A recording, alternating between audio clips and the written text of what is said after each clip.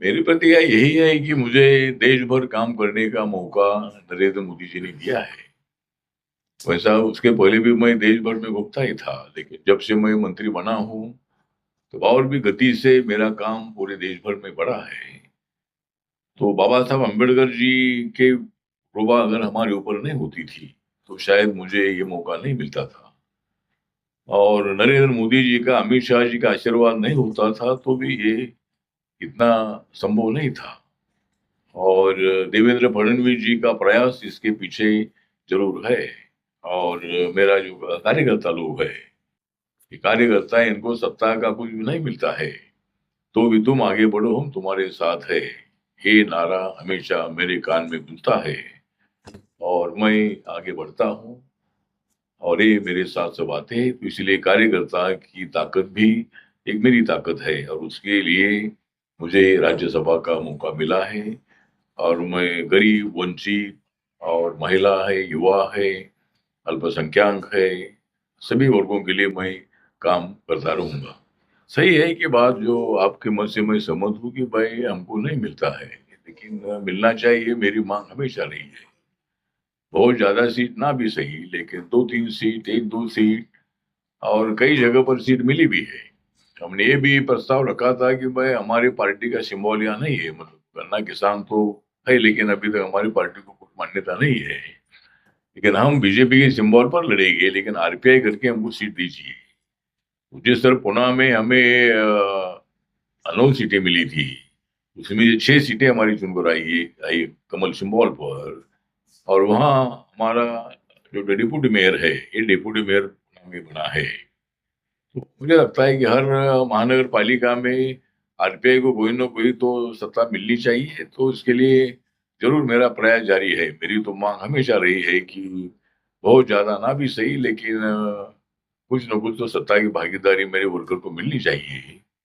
और देवेंद्र फडणवीस जी ने आश्वासन दिया है कि अभी जो इलेक्शन के बाद, सभी इलेक्शन के बाद जो महामंडल है, उस महामंडल में आरपीआई को 1 या 2 चेयरमैन पद देने का विचार किया जाएगा, ऐसा बोला है। एक एमएलसी देने का भी मान्य किया है।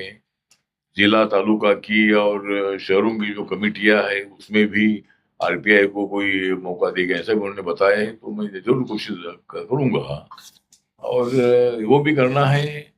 और दूसरे बाजू में रिपब्लिकन पार्टी के कार्यकर्ताओं ने अपना संगठन दलित समाज से आगे बढ़कर दूसरे समाज तक पहुंचाना चाहिए। अगर पार्टी टिकट नहीं देती, जिस तरह अभी बीजेपी के साथ एकनाथ शिंदे की शिवसेना है, अजय दादा पवार साहब की एनसीपी है, लेकिन जहाँ अलायंस होता नहीं वो अपने बलबूते लोग खड़ा करते हैं और कुछ लोग चुनकर लाते हैं। तो हमें भी आगे ये करना पड़ेगा कि अगर अलायंस नहीं होता है तो कुछ सीटों पर हम चुनाव लड़े। लेकिन एक हमारी मांग यह है कि पहले वार्ड सिस्टम होती थी, एक वार्ड ही होता था, अभी 4 वार्ड का एक प्रभाव होता है। तो उसमें हमारी पार्टी को चुनकर आना, छोटी छोटी पार्टी को चुनकर आना मुश्किल है। इसीलिए सरकार के पास हमारी मांग है कि ये लोकल बॉडीज के इस चुनाव में, नगर पालिका और महानगर पालिका में वार्ड सिस्टम को खत्म किया जाए। और इसके लिए मैं आगे प्रयत्न करूंगा। लेकिन हम लोगों को भी हमारी पार्टी थोड़ी ब्रॉड बनाने की आवश्यकता है। आवाज उठाते मतलब अभी वो तो मेंबर ऑफ पार्लियामेंट है और मैं मिनिस्टर हूँ, तो आवाज उठाने का तो मतलब ऐसा मैं भी आवाज उठाता हूँ। जहाँ भी कोई एट्रोसिटी होती है वहां मैं जाकर आता भी हूँ। लेकिन पार्लियामेंट में मतलब एज ए मिनिस्टर हम ऐसा आवाज नहीं उठा सकते हैं। लेकिन अत्याचार नहीं होना चाहिए, उसके लिए मेरा मंत्रालय उसे देखता है। एट्रोसिटी एक्ट के अंतर्गत जो भी केसेस होती है ना हो, उसके लिए इंटरकास्ट मैरिज को बढ़ावा देना, गांव गांव में दलित सवर्णों को इकट्ठा करना और दलित पर अत्याचार ना हो, उसके लिए हमारा मंत्रालय प्रयत्न करता भी है। मैं खुद भी प्रयत्न करता हूँ। लेकिन आवाज उठाने का विषय नहीं, मैं तो आवाज उठाकर ही मैं इधर आया हूँ। इसीलिए मैं जहां भी अत्याचार होता है उनको न्याय देने की कोशिश मेरी तरफ से भी एज ए मिनिस्टर होती है। और अत्याचार ना हो इसके लिए हमारा प्रयत्न जारी है। और इसीलिए मुझे लगता है कि समाज में काफी एकता पैदा हो रही है। लेकिन कुछ लोगों की मेंटेलिटी है कि दलित पर आज भी अत्याचार होते हैं, अच्छी बात नहीं है।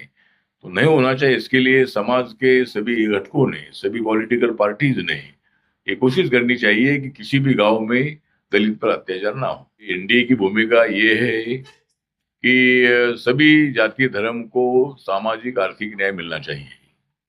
जो योजनाएं मोदी सरकार ने बनाई है, इस योजनाओं में जनधन योजना है, आवास योजना है, उज्ज्वला योजना है, आयुष्मान भारत योजना है, 10% ईडब्ल्यूएस को आरक्षण है। तो ऐसी जो भी योजनाएं बनी है उसमें माइनॉरिटी को कुछ नहीं मिलना चाहिए, ऐसा बिल्कुल नहीं है।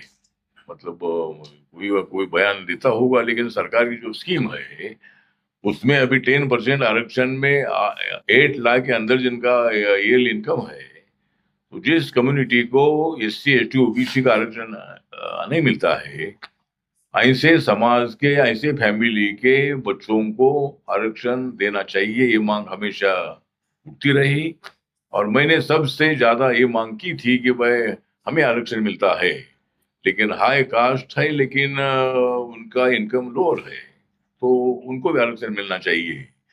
तो हमारे सरकार ने 6 साल पहले निर्णय लिया और इसका फायदा हिंदू, मुस्लिम, सिख, ईसाई, लिंगायत, जैन, जो भी इस कैटेगरी में बैठते हैं सबके लिए है।